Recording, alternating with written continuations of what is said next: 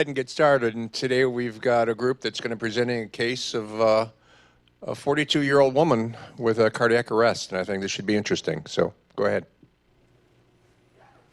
Hello? Hi. Good afternoon, and thank you for coming. We're Group 9 presenting Case 17 from the 2004 case files of the Massachusetts General Hospital. These are the student doctors involved in Group 9.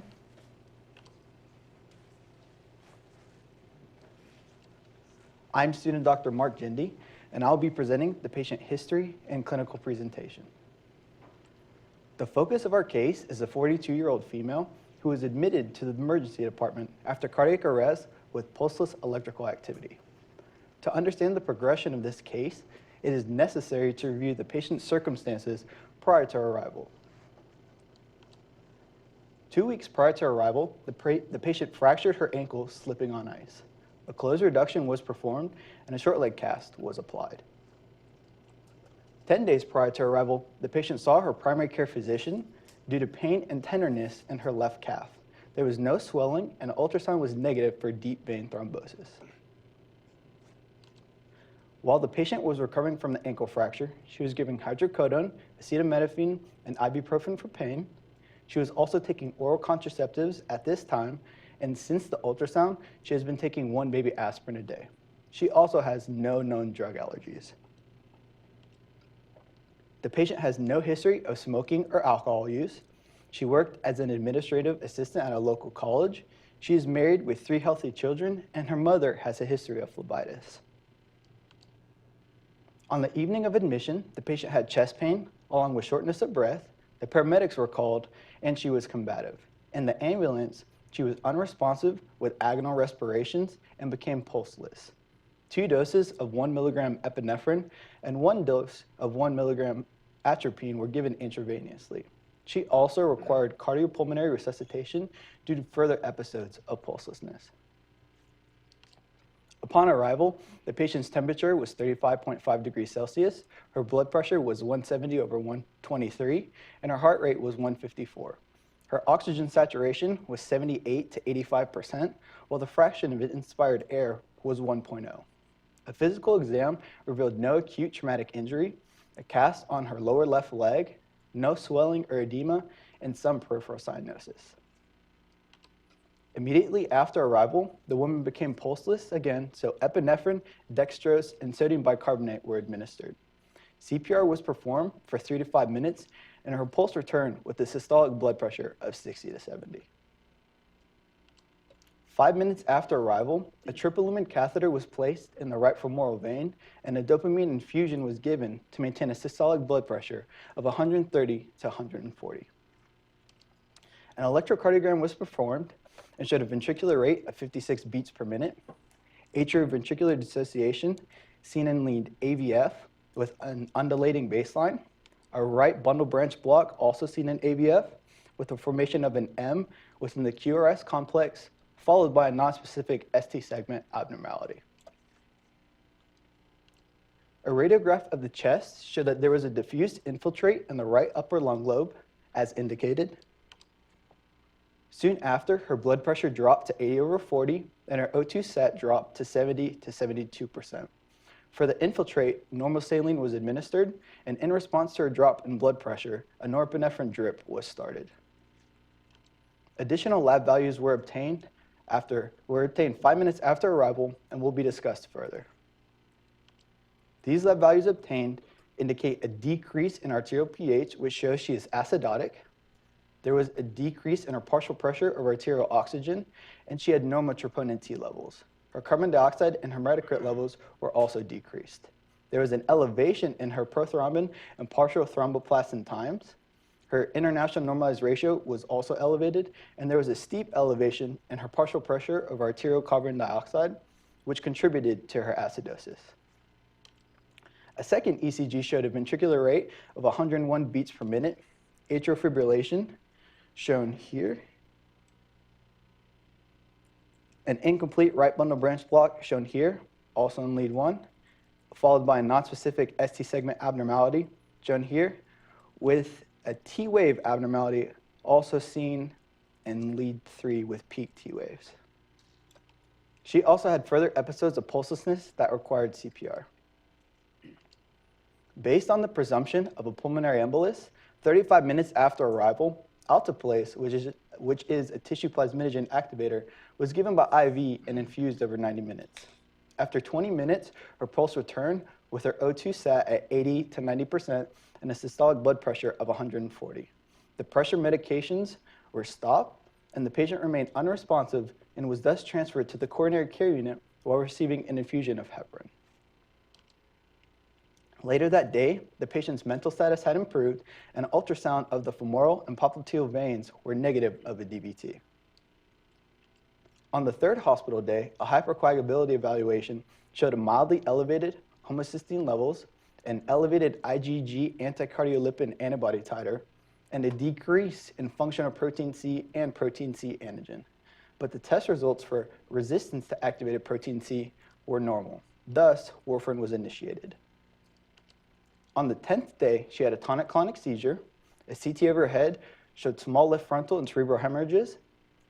Antibodies against the heparin-induced factor IV complexes were detected, a finding consistent with the presence of heparin-induced thrombocytopenia, but the platelet count was normal. Anticoagulation therapy was discontinued, and administration of phenytoin was begun, and no further seizures occurred. Also on the 10th day, a filter was placed in the inferior vena cava, like here in this picture, and this was done to stop any embolus from getting into the heart through the inferior vena cava. On the 25th day, the patient was discharged to a rehabilitation facility. 2 weeks after being discharged, the patient was readmitted to the hospital because of edema in her legs. A CT scan showed a clot that filled the inferior vena cava and extended to the left common iliac vein. Anticoagulation therapy with warfarin and Argatroban were started. The leg edema resolved, and she was discharged home with instructions to continue taking warfarin with a target international normalized ratio of 2 to 3. 3 days after being discharged for the second time, the patient had a follow-up visit and had residual right-sided weakness from her intracerebral hemorrhages. The patient gradually improved, and 5 months after the cardiac arrest, she returned to work. 11 months after being hospitalized, she was driving, talking normally, and performing all her normal activities. She also continued taking warfarin. That concludes the history of present illness and clinical portion of our presentation. It is my pleasure to introduce student Dr. Patrick Garvin, who will be discussing the differential diagnosis.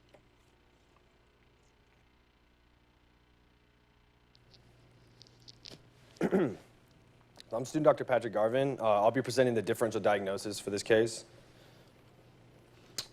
So in this case, while is it crucial to address and treat the patient's cardiac arrest, the primary focus is to identify and treat the root cause of the cardiovascular collapse. The patient's recent ankle fracture with immobilization, a prior ultrasound evaluation for DVT, and oral contraceptive medication are highly suggestive of massive pulmonary embolism as the underlying cause of the patient's life-threatening dyspnea, chest pain, and cardiac arrest. The differential diagnosis includes aortic dissection, myocardial infarction, pneumothorax, and pulmonary embolism. Aortic dissection can be ruled out based on this patient's past medical history, as there is no history of hypertension or known congenital abnormalities to cause aortic dissection. A myocardial infarction was ruled out based upon the patient's normal troponin T levels, and there were no abnormalities indicative of myocardial infarction seen on ECG, such as Q waves or specific ST segment abnormalities. And this is a picture of the patient's ECG, which shows no findings indicative of myocardial infarction. A pneumothorax can lead to pulmonary collapse and cardiac arrest, and this can be ruled out with radiographic imaging. In the patient's radiograph seen on the left, there is no visible air in the pleural space or peripleural space radiolucency. An image on the right shows an X-ray positive for pneumothorax, which shows air in the pleural space, seen here with this black outline, and a collapsed lung. This led to our diagnosis of pulmonary embolism, and I'll address the Wells score greater than 6 in a moment.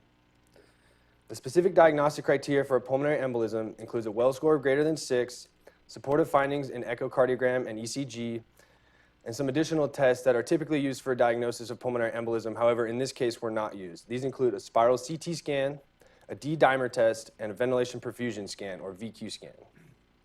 A spiral CT scan was not performed in this case due to the patient's instability and inability to be transported out of the intensive care unit. A D-dimer test is used to investigate pulmonary emboli by measuring levels of fibrin degradation product in the blood. Presence of fibrin degradation product can be indicative of thrombosis and fibrinolysis. However, these results can be nonspecific to pulmonary emboli. D-dimer testing was not performed in this case due to this lack of specificity, as well as the patient's hemodynamic instability and critical condition. A ventilation perfusion scan, or VQ scan, utilizes radioisotopes to measure the air and blood circulation in a patient's lungs and can be abnormal in patients with pulmonary emboli. Again, this was not performed based on the patient's hemodynamic instability and critical condition. So the Wells prediction score is a scoring system for predicting the likelihood of a pulmonary embolism.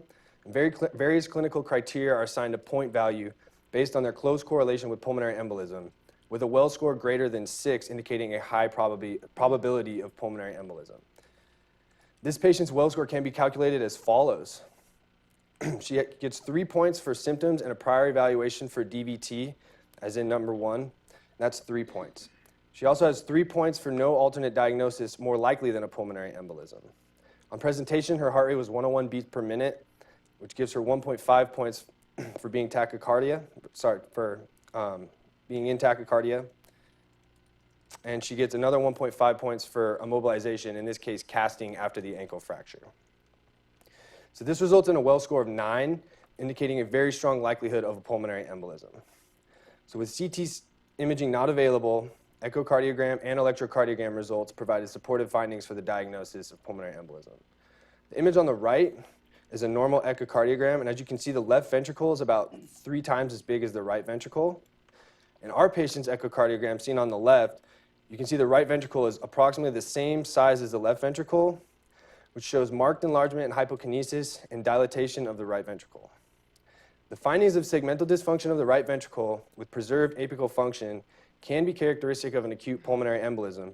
However, it is important to note that at the time of echocardiographic testing, the patient was undergoing cardiopulmonary resuscitation, and therefore these studies are limited and are not diagnostic. Electrocardiogram findings also provided supporting evidence for a pulmonary embolism, including widened QRS complexes indicated by the red circle that demonstrate a right bundle branch block. A right bundle branch block can sometimes be seen in patients with pulmonary embolism. However, these are also not diagnostic. Some research has shown that approximately 20% of patients with a pulmonary embolism show the classical S1Q3T3 pattern, or an S wave in lead 1, a Q wave in lead 3, and an inverted T wave in lead 3.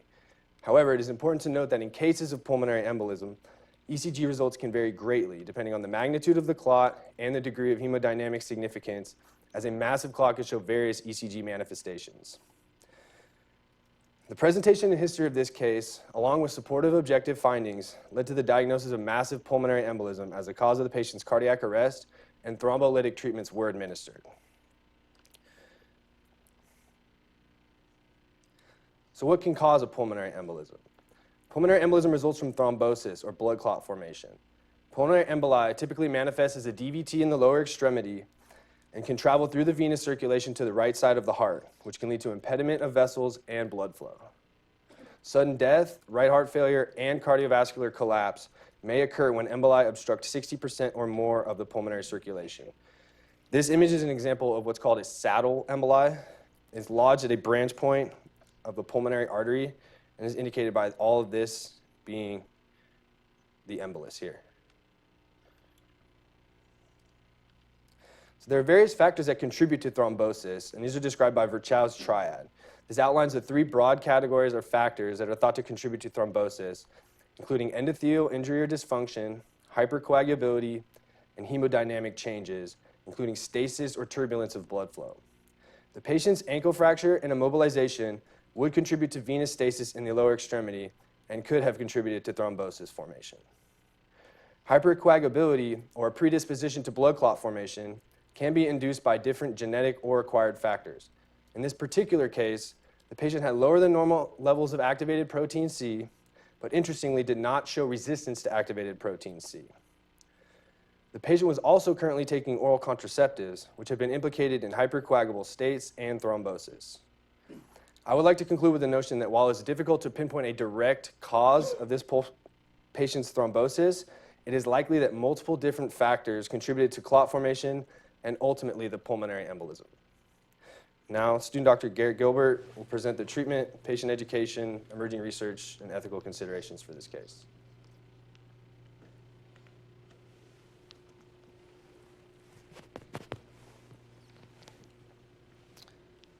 Good afternoon. My name is student Dr. Garrett Gilbert, and I will be presenting the treatment for this case as well as patient education, emerging research, and ethical considerations. This chart shows some important criteria to consider when determining the hypercoagulable state of a patient. It is broken down into primary or genetic causes as well as secondary or acquired factors. And you can see highlighted in red, the presented patient had 3 out of the 6 high risk for thrombosis secondary factors and 1 low risk factor. When you're evaluating a pulmonary embolism, there are many treatment options due to the varying severity of cases. For really low risk situations, you can have outpatient treatment. But in more severe cases, such as ours involving cardiovascular collapse, thrombolysis or embolectomy must be considered. Embolectomy is considered in high-risk patients at risk of hemorrhage for thrombolysis. When you're doing an embolectomy, there are 2 approaches.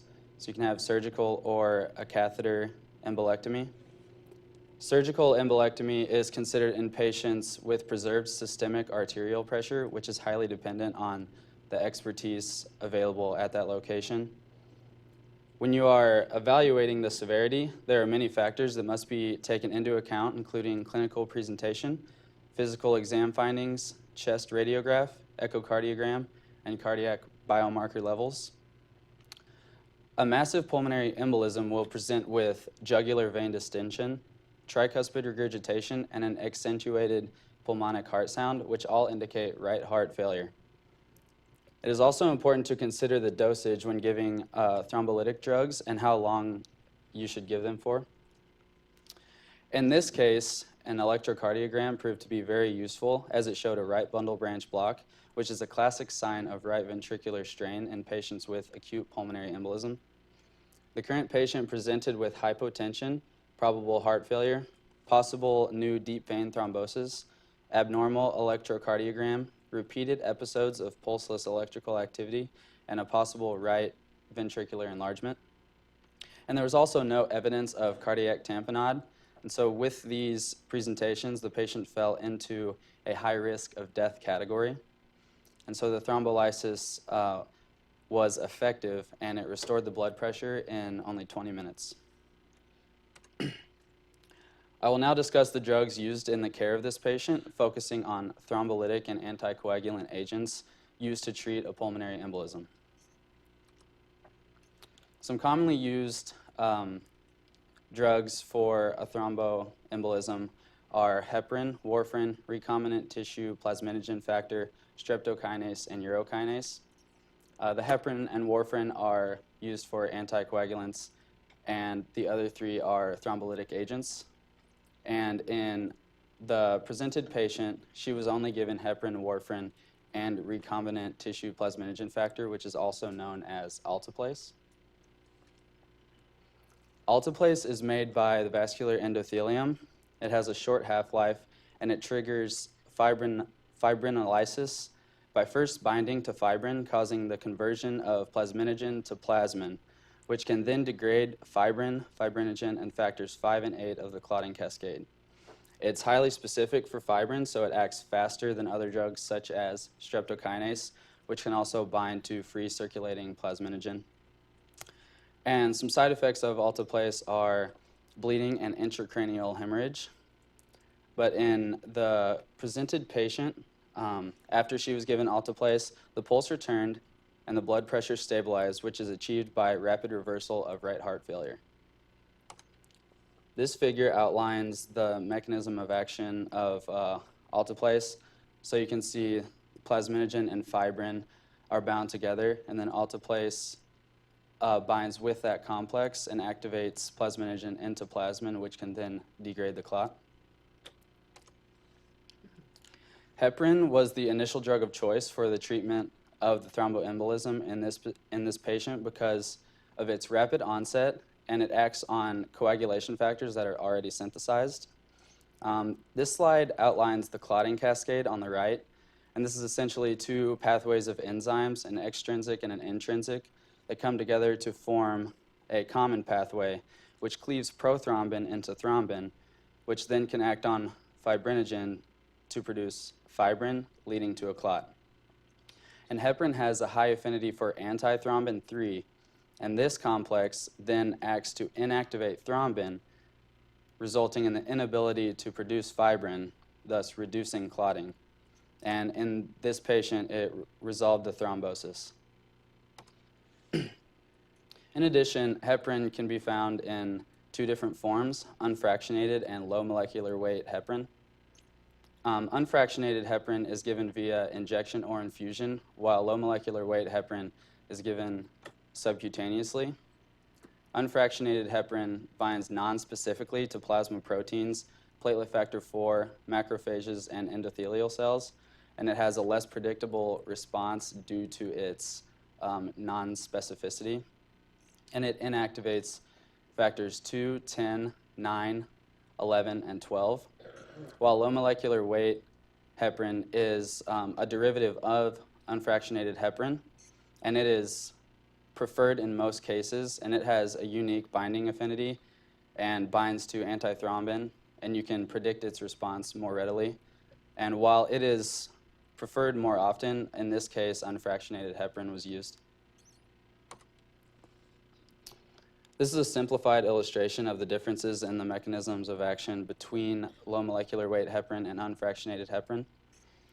Low molecular weight heparin is much more specific, shown here increasing degradation of factor 10A selectively by catalytically increasing the action of antithrombin, whereas unfractionated heparin increases degradation of factor 10A and thrombin, a much less selective mechanism of action. Warfarin was also given to the patient, and this inhibits vitamin K-dependent carboxylation of factors 2, 7, 9, and 10. And it has a more delayed onset of reaction because it affects the synthesis of new factors, and therefore it is used for more long-term treatment.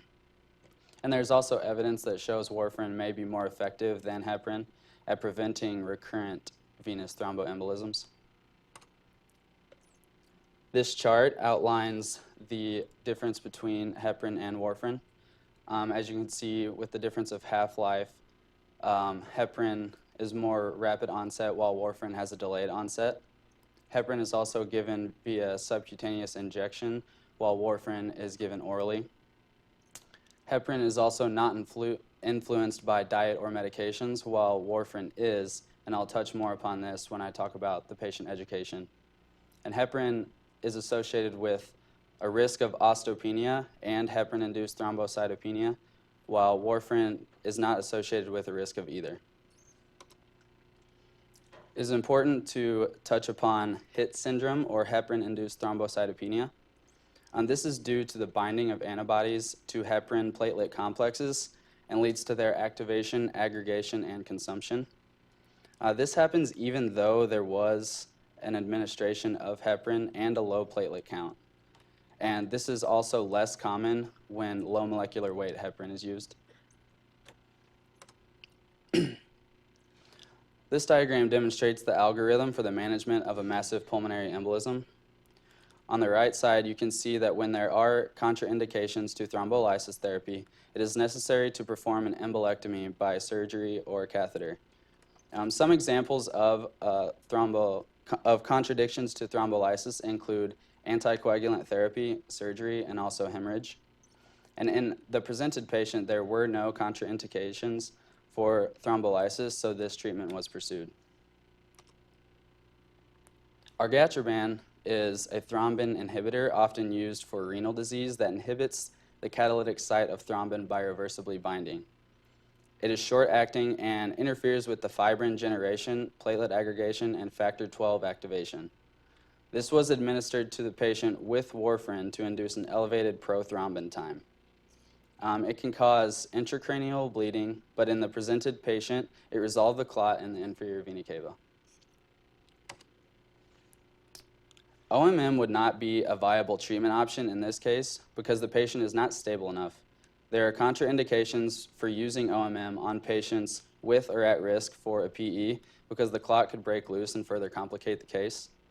However, generally, lymphatics treatments could be a treatment option for patients in a cast after a fracture to avoid a deep vein thrombosis or a pulmonary embolism. Patient education is essential for the continued health after being released from the hospital. It is important that the patient stays compliant with the anticoagulant therapy, and this must continually be monitored. As mentioned before, there are drug and food interactions involved with warfarin that the patient must be aware of. The patient should take the same amount of warfarin at the same time each day. Alcohol intake should be eliminated or limited to no more than 3 drinks a day. The patient should take no more than 800 IU of vitamin E supplements. Cranberries, grapefruits, and green tea should be avoided. Many green leafy foods such as spinach and kale should be limited to 1 serving per day. And along with these dietary limitations, the patient should report bleeding or medication changes, and there should also be no exercise or strenuous activity during treatment. This slide shows 3 online resources that the patient can use to become more educated on the formation of a pulmonary embolism as well as the treatment and the prevention. I will now speak about a couple relevant ethical issues that are brought up with this case. It should be noted that the patient received the standard of care. However, there are some factors of potential concern throughout the case. First, the patient continued the use of oral contraceptives after presenting to her physician with a possible DVT. Some studies have demonstrated increased risk of venous thromboembolism while consuming estrogen, progestin, oral contraceptives. Therefore, the informed consent process should be used to ensure that the patient is aware of the increased risk should she choose to remain on the oral contraceptive throughout her recovery. Second, the physicians chose to continue CPR for a prolonged interval, anticipating the time it would take for the thrombolytic agents to become effective. This was an appropriate decision in the case, given the patient's age and no history of cardiac issues. However, it is important to note that there are risks associated with prolonged CPR, and in certain cases, it should be avoided, such as instances of comorbidities. Some factors to consider include the patient's age, prognosis of underlying medical conditions, such as diabetic ketoacidosis, and the duration of cardiac arrest. For emerging research, there is a 2015 study that examined the long-term effects of safe-dose thrombolysis followed by treatment with a class of drugs called novel or new oral anticoagulants.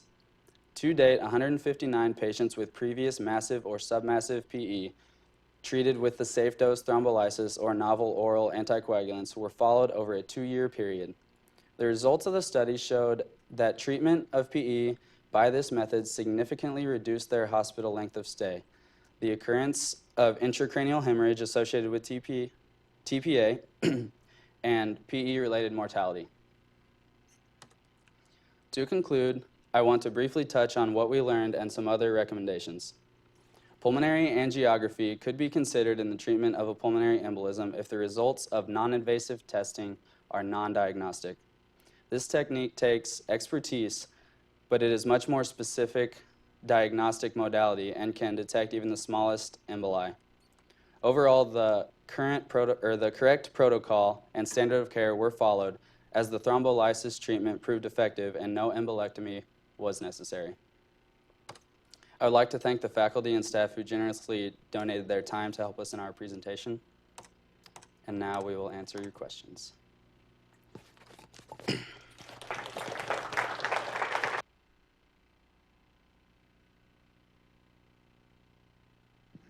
So I know you guys got a number of questions. Who wants to start?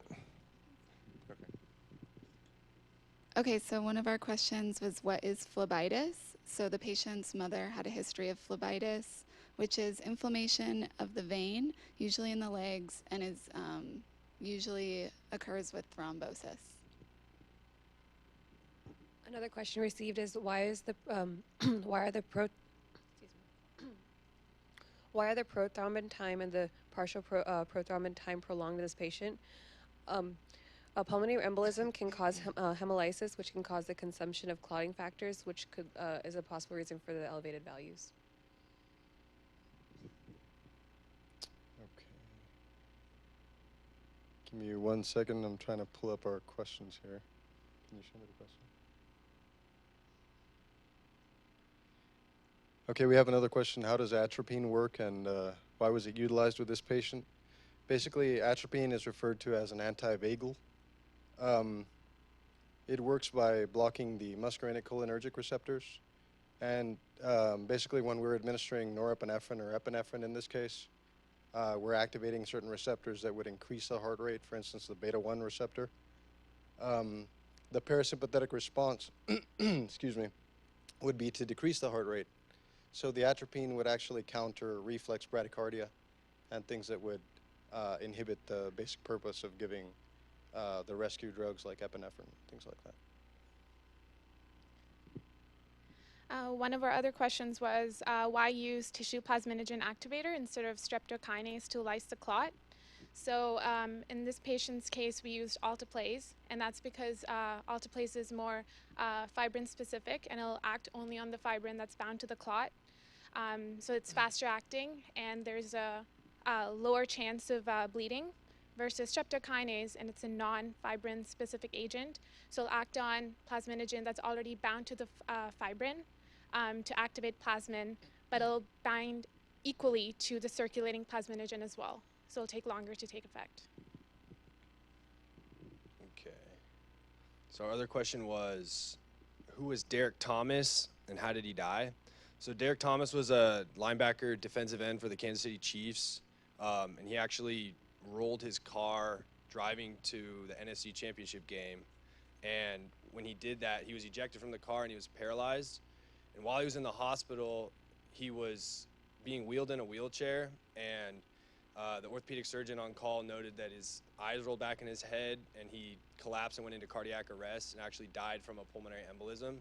It's important to note that he was on blood thinners and he was wearing compression stockings when he collapsed. So it kind of shows at least a close to home example of how this very similar case can affect patients.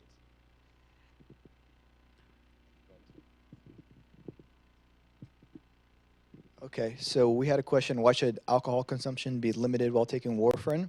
So first of all, alcohol increases the metabolism of warfarin, so using warfarin together with ethanol can cause you to bleed more easily. And if you take warfarin, you should avoid large amounts of alcohol, but moderate consumption, 1 to 2 drinks per day, are not likely to affect the response of warfarin if you have normal liver function.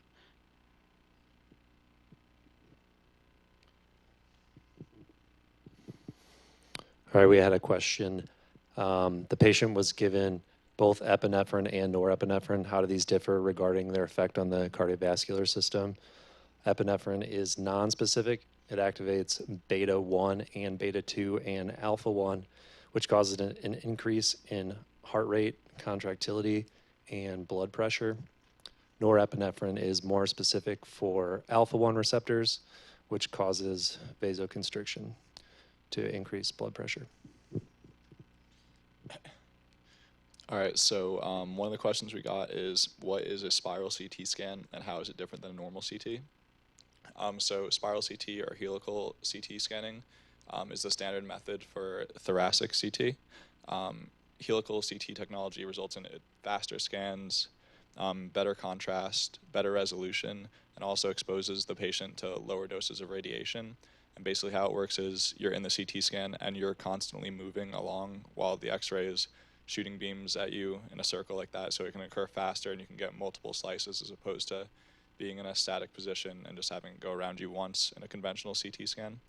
And also there's less movement of what you're trying to visualize because you can take one deep breath, move through the CT scan, as opposed to with a conventional CT scan. You'd have to take multiple pictures over and over again. Another question received was, why was the IVC filter left in place with the patient on warfarin? So she was still at risk of a DVT even while taking the warfarin. Current best practice guidelines based on the research suggest that anticoagulation during and after vena cava filter insertion is best for patients who have no contraindications to warfarin.